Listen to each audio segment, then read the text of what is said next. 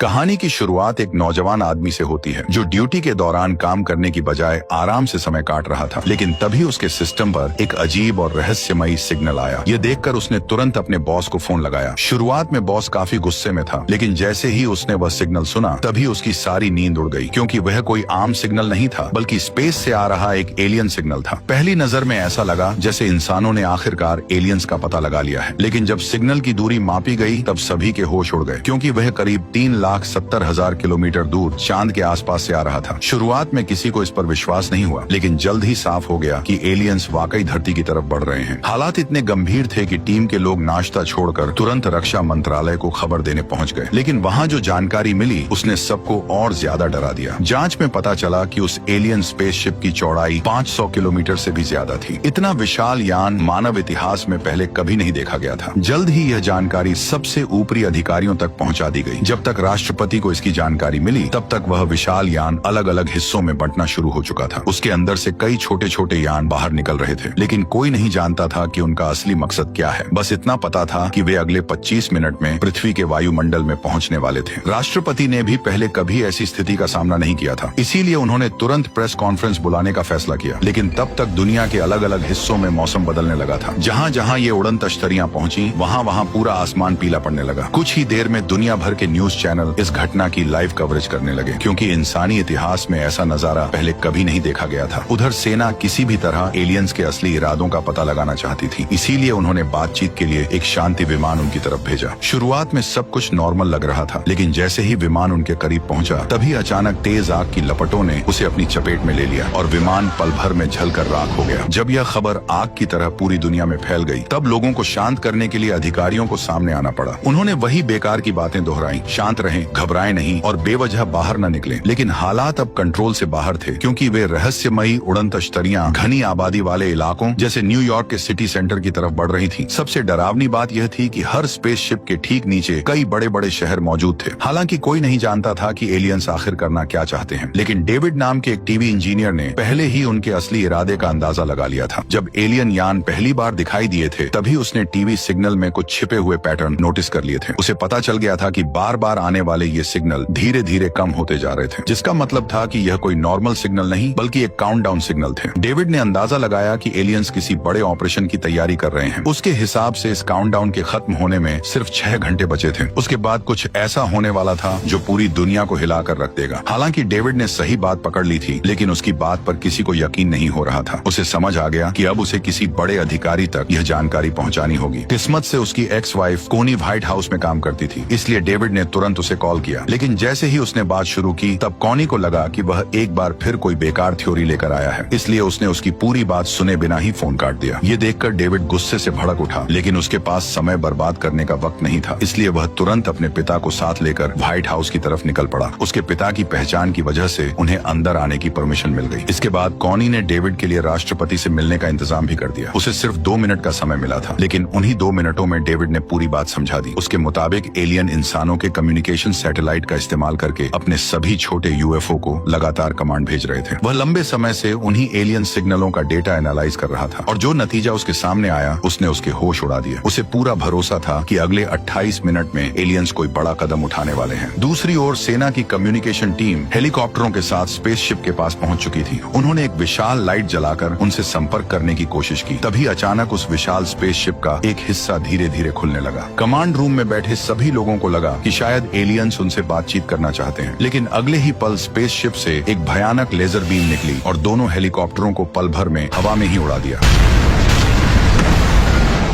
अब सभी को समझ आ चुका था कि एलियंस के इरादे बिल्कुल भी अच्छे नहीं हैं। डेविड की बात सच साबित होते ही पूरे व्हाइट हाउस में हड़कंप मच गया। कुछ ही मिनटों में इमरजेंसी प्रोटोकॉल लागू कर दिए गए और हर कोई वहां से निकलने की तैयारी में जुट गया। राष्ट्रपति और बड़े अधिकारियों के पास बच निकलने के लिए खास प्राइवेट जेट्स मौजूद थे, लेकिन दूसरी तरफ लाखों आम लोग अभी भी सड़कों पर फंसे हुए थे। वहीं जो लोग इस खतरे को गंभीरता से नहीं ले रहे थे, उन्हें अब भी यही लग रहा था कि शायद एलियंस इंसानों को नुकसान पहुंचाने नहीं आए हैं। लेकिन उन्हें जरा भी अंदाजा नहीं था कि जैसे ही काउंटडाउन खत्म होगा तभी इंसानी इतिहास का सबसे बड़ा हमला होगा। टाइम खत्म। अचानक स्पेसशिप का निचला हिस्सा धीरे धीरे खुलने लगा। नीचे खड़े लोगों को समझ नहीं आया कि आखिर होने क्या वाला है। तभी उसके अंदर से एक तेज रोशनी निकलनी शुरू हुई। अगले ही पल वो विनाशकारी बीम नीचे गिरी और एक ही झटके में पूरी बिल्डिंग को तबाह कर दिया। चारों तरफ भगदड़ मच गई। हर कोई अपनी जान बचाने के लिए भागने लगा, लेकिन इस तबाही ने किसी को संभलने का मौका तक नहीं दिया। देखते ही देखते एक के बाद एक बड़े शहरों के ऊपर बीम गिरने लगी और विशाल इमारतें पल भर में विस्फोट के साथ ढहती चली गईं। जो लोग भागने की कोशिश कर रहे थे वे हेलीकॉप्टरों समेत धमाकों की चपेट में आ गए। कुछ ही मिनटों में पूरा शहर आग के समंदर में बदल गया। उस हमले की ताकत किसी परमाणु विस्फोट से भी कई गुना ज्यादा थी। सुबह होते होते पूरा शहर तबाह हो चुका था। चारों तरफ सिर्फ मलबा था और इंसानों का कोई नामो निशान नहीं बचा था। अब यह साफ हो चुका था कि एलियंस शांति की बात करने नहीं आए थे। इसीलिए राष्ट्रपति ने बिना देर किए जवाबी हमले का आदेश दे दिया। कुछ ही देर में सैकड़ों अमेरिकी लड़ाकू विमान आसमान में पहुंच गए। पायलटों ने बिना वक्त गवाए स्पेसशिप्स पर मिसाइल लॉक कर ली और कमांडर का ऑर्डर मिलते ही उन्हें एक एक करके दाग दिया। कंट्रोल रूम में बैठे सभी लोग सांसें रोककर स्क्रीन पर नजरें जमाए हुए थे। उन्हें पूरा यकीन था कि यह हमला एलियंस को बता देगा कि इंसान इतनी आसानी से हार मानने वाले नहीं है। लेकिन जैसे ही मिसाइलें स्पेसशिप से टकराने वाली थी, तभी अचानक उसके चारों ओर एक रहस्यमयी कवच एक्टिवेट हो गया और सभी मिसाइलें उससे टकराकर पूरी तरह बेअसर हो गईं। यह देखकर सभी लोगों के पैरों तले जमीन खिसक गई। उन्हें जरा भी अंदाजा नहीं था कि स्पेसशिप के चारों तरफ एक इनविजिबल शील्ड लगी हुई है, जो इतनी मजबूत थी कि इंसानों की सबसे एडवांस मिसाइलें भी उसका कुछ नहीं बिगाड़ सकी। हालात बिगड़ते देख कमांडर ने तुरंत सभी पायलटों को ऑर्डर दिया कि वे अपने विमान ऊपर ले जाएं ताकि किसी तरह की अनहोनी से बचा जा सके। लेकिन ठीक उसी पल विशाल स्पेसशिप के अंदर से हजारों छोटे यूएफओ बाहर निकल आए। उन्होंने इतनी तेज रफ्तार से हमला किया कि कई लड़ाकू विमान उनसे टकराते ही हवा में ही तबाह हो गए। जब अमेरिकी पायलटों ने उन छोटे यूएफओ पर हमला करने की कोशिश की, तब उन्हें पता चला कि उनके चारों तरफ भी वही पावरफुल शील्ड लगी हुई है, जिसे इंसानों का कोई भी हथियार भेद नहीं पा रहा था। नतीजा यह हुआ कि लड़ाई पूरी तरह एक तरफा हो गई और देखते ही देखते कई लड़ाकू विमान एक झटके में तबाह हो गए। हालांकि पीछे हटने का आदेश मिल चुका था, लेकिन सुरक्षित निकल पाना अब भी बेहद मुश्किल था, क्योंकि एलियन यूएफओ लगातार उन पर हमला कर रहे थे। ऐसे में जब विल और उसका साथी किसी तरह उन्हें चकमा देकर निकलने की कोशिश करने लगे, तभी दो एलियन यान उनके पीछे लग गए। हालांकि विल और उसका साथी विमान उड़ाने में धुरंधर थे, लेकिन एलियन यूएफओ से बचना उनके लिए भी मुश्किल साबित हो रहा था। लॉकिंग सिस्टम से बचने के लिए उन्हें जेट्स को जमीन के बेहद करीब उड़ाना पड़ा, लेकिन लगातार जोखिम भरे मोड़ों और तेज उड़ान के कारण विल का साथी दबाव झेल नहीं पाया और आखिरकार वो भी एलियंस का शिकार बन गया। इसके बाद एलियंस के झुंड ने आसपास के सैन्य अड्डों और एयरबेस को भी निशाना बनाना शुरू कर दिया, जिसकी वजह से कई एयरपोर्ट और रनवे पूरी तरह तबाह हो गए। उधर विल किसी तरह एलियन यूएफओ से पीछा छुड़ाने में लगा हुआ था। भले ही उसके पास उन्हें मार गिराने का कोई तरीका नहीं था, लेकिन वह जानता था कि उसे जाल में कैसे फंसाया जा सकता है। तभी अचानक उसकी नजर सामने खड़ी एक विशाल चट्टान पर पड़ी और उसके दिमाग में एक खतरनाक आइडिया आ गया। जैसे ही पीछा कर रही यूएफओ उसके बिल्कुल करीब पहुंची, विल ने अचानक पैराशूट खोल दिया और विमान से बाहर कूद गया। यूएफओ में बैठा एलियन कुछ समझ पाता उससे पहले ही खाली जेट चट्टान से टकरा गया। पीछे आ रही एलियन यूएफओ भी दिशा नहीं बदल पाई और पूरी रफ्तार से चट्टान में जा घुसी। आखिरकार काफी मशक्कत के बाद विल उस एलियन यूएफओ को मार गिराने में कामयाब हो गया, जिसके बाद उसका कॉन्फिडेंस 7वें आसमान पर पहुंच गया। वह बेखौफ होकर मलबे के पास पहुंचा और अपने हाथों से खुद यूएफओ का दरवाजा खोल दिया। इस तरह वह शायद पहला इंसान बन गया जिसने जिंदा एलियन को इतनी करीब से देखा था, लेकिन अब उसका विमान उड़ने की हालत में नहीं था, इसलिए उसे पैराशूट को घसीटते हुए वापस लौटना पड़ा। खुशकिस्मती से कुछ दूरी पर उसे कई गाड़ियां दिखाई दी और आखिरकार लिफ्ट मिल गई। उधर दूसरी तरफ राष्ट्रपति भी एक रहस्यमयी जगह एरिया 51 पहुंच चुके थे। ऊपर से देखने पर यह सिर्फ एक नॉर्मल सैन्य अड्डा दिखाई देता था, लेकिन जमीन के नीचे एलियंस पर सीक्रेट रिसर्च चल रही थी। चौंकाने वाली बात यह थी कि इसकी जानकारी खुद राष्ट्रपति को भी नहीं थी। वहां पहुंचते ही उनकी मुलाकात डॉक्टर ओकेन से हुई। तब उन्हें मालूम हुआ कि अमेरिका ने करीब 15 साल पहले एक एलियन जहाज पकड़ा था। शुरुआत में वैज्ञानिक लंबे समय तक उसकी जांच करते रहे, पर उसकी एडवांस टेक्नोलॉजी को कोई समझ नहीं पाया। लेकिन हाल ही में उस जहाज का पावर सिस्टम अपने आप चालू हो गया। हालांकि वैज्ञानिक अब भी उसकी पूरी तकनीक नहीं समझ पाए थे, लेकिन कम से कम उन्हें यह पता चल गया था कि ये जहाज उड़ता कैसे है। इसके बाद डॉक्टर ओकेन उन्हें उस एलियन के पास ले गए जिसे सालों पहले पकड़ा था। हालांकि वह अब जिंदा नहीं था, लेकिन उनकी जांच के दौरान वैज्ञानिकों को एक चौंकाने वाली बात पता चली कि ये एलियंस आवाज या भाषा का इस्तेमाल नहीं करते थे, बल्कि सीधे दिमाग से दिमाग जोड़कर टेलीपैथी के जरिए बात करते थे। हालांकि सबूत के तौर पर उनके पास सिर्फ मरे हुए एलियंस के नमूने ही थे, लेकिन उसी समय विल एक जिंदा एलियन को पकड़कर बेस पर ले आया। यह खबर फैलते ही पूरे रिसर्च सेंटर में अफरा तफरी मच गई। डॉक्टर ओकेन के लिए यह किसी सपने जैसा था। उन्होंने तुरंत एलियन की जांच शुरू करवाई और उसका हेलमेट हटाने का फैसला किया। जैसे ही हेलमेट काटा जाने लगा, तभी अचानक हेलमेट के खुलते ही पता चला कि बाहर दिखने वाला हिस्सा असल में एक बेहद मजबूत सूट था। यह देखकर किसी को समझ नहीं आया कि विल ने आखिर एक मुक्के में इसे कैसे बेहोश किया होगा। लेकिन उसी दौरान किसी ने ध्यान नहीं दिया कि एलियन होश में आ चुका था। जैसे ही डॉक्टर ने उसका असली चेहरा देखा, तभी अचानक डॉक्टर ओकेन उसके कंट्रोल में आ गए। धीरे धीरे वह एलियन अपने सूट से बाहर आने लगा। उसका असली शरीर ज्यादा बड़ा नहीं था, लेकिन वह इंसानों से कहीं ज्यादा चालाक और खतरनाक था। होश में आते ही उसने पूरी लैब में अफरा तफरी मचा दी। डॉक्टर अपनी जान बचाकर भागना चाहते थे, लेकिन उनके पास बचने का कोई मौका नहीं था। कुछ ही सेकंड में पूरी लैब मौत के मैदान में बदल गई। जब राष्ट्रपति और सेना के बड़े अधिकारी वहां पहुंचे, तब तक पूरा रिसर्च सेंटर बुरी तरह तबाह हो चुका था। चारों तरफ सिर्फ घना धुआं दिखाई दे रहा था। कुछ ही देर में सभी को समझ आ गया कि डॉक्टर ओकेन अपने होश में नहीं है, बल्कि एलियन किसी तरह उनके शरीर को कंट्रोल करके इंसानों से बात कर रहा था। राष्ट्रपति को यह सही मौका लगा। उन्हें उम्मीद थी कि बातचीत के जरिए इस लड़ाई को टाला जा सकता है। इसलिए उन्होंने एलियन से पूछा कि आखिर उसे इंसानों से क्या चाहिए। तुम हमसे क्या चाहते हो?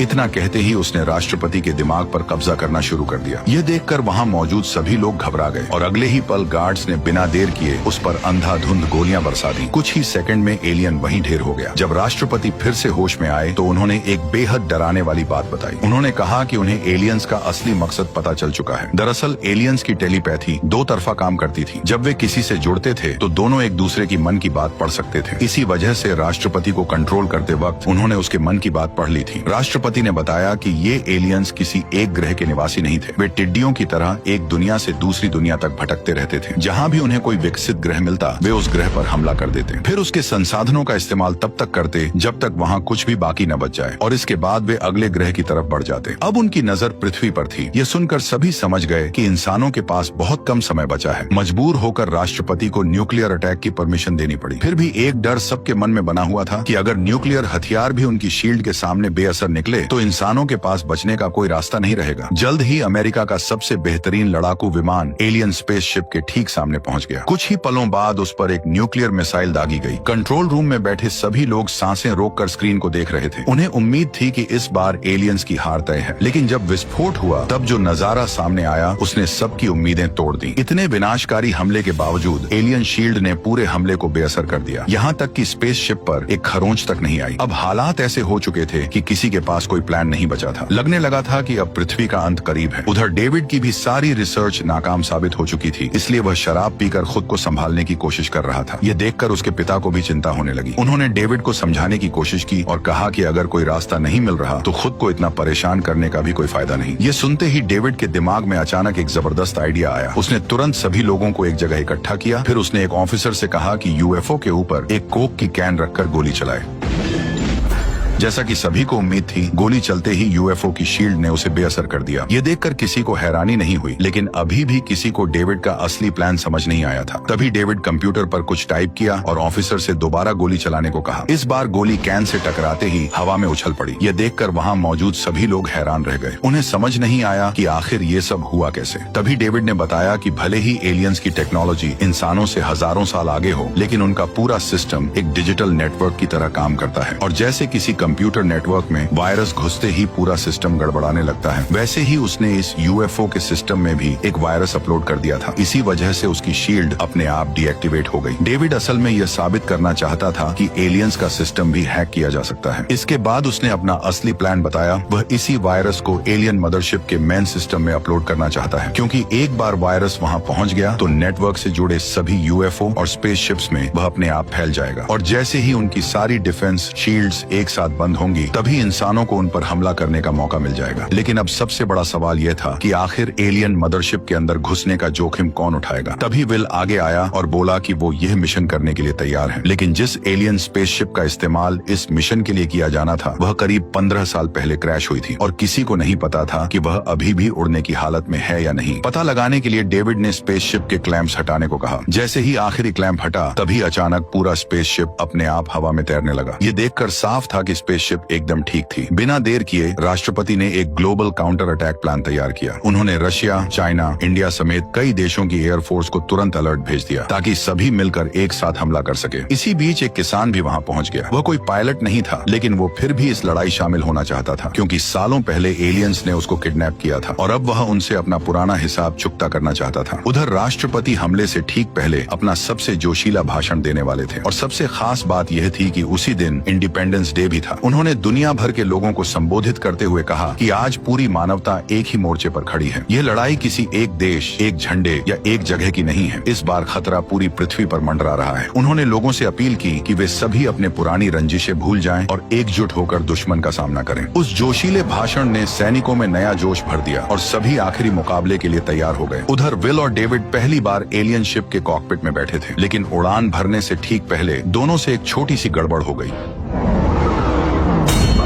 बिल ने कमांड शिप को उल्टा लगाया और बिना देर किए एलियन शिप को तेजी से आसमान की ओर उड़ा ले गया। एलियन शिप उड़ाने में उसे इतना मजा आ रहा था कि वह हवा में तरह तरह के करतब दिखाने लगा, जिससे डेविड की फट के हाथ में आ गई। कुछ ही देर बाद दोनों एलियन मदरशिप के पास पहुंच गए। जैसे जैसे वे उसके करीब आते गए, वैसे वैसे शिप अपने आप ऑटो पायलट मोड में चली गई। इसके बाद वे मदरशिप के अंदर दाखिल हो गए। रास्ते में उन्होंने कई हैरान कर देने वाले नजारे देखे। आखिरकार वे मदरशिप के कंट्रोल एरिया तक पहुंच गए। वहाँ हजारों छोटे एलियन यान एक साथ खड़े हुए थे। पूरा नजारा किसी विशाल स्पेस स्टेशन जैसा लग रहा था। अपनी पहचान छिपाने के लिए डेविड ने बड़ी सावधानी से शिप की विंडो बंद कर दी ताकि वहां मौजूद ऑपरेटर उन्हें नोटिस न कर सकें। फिर सही मौका मिलते ही उसने अपना प्लान शुरू कर दिया। उसने तुरंत अपना कंप्यूटर खोला और चुपचाप वायरस को एलियन मदरशिप के सिस्टम में अपलोड करना शुरू कर दिया। कुछ ही देर में वायरस सिस्टम में पहुंच गया, जिससे अचानक मदरशिप के अंदर गड़बड़ी शुरू हो गई। ये देखकर साफ हो गया कि डेविड का वायरस अपना काम शुरू कर चुका है। उधर जैसे ही यह खबर पृथ्वी तक पहुंची, तभी सेना ने बिना एक पल गवाए अपना जवाबी हमला शुरू कर दिया। दुनिया भर के लड़ाकू विमान एक साथ एलियन यानों पर टूट पड़े। इस बार हालात पहले जैसे नहीं थे क्योंकि वायरस की वजह से एलियंस की शील्ड पूरी तरह बंद हो चुकी थी। तभी राष्ट्रपति, जो कभी एयरफोर्स पायलट रह चुके थे, उन्होंने सबसे पहला हमला किया।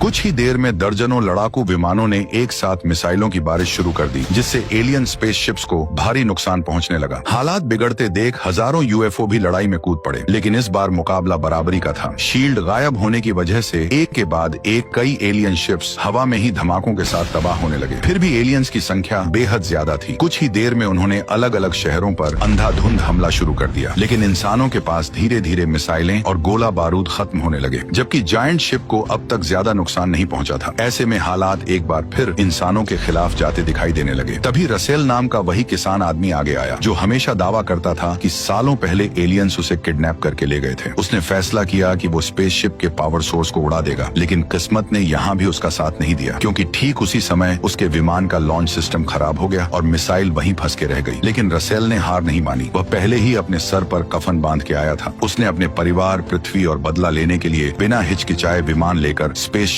के पावर सोर्स में घुस गया।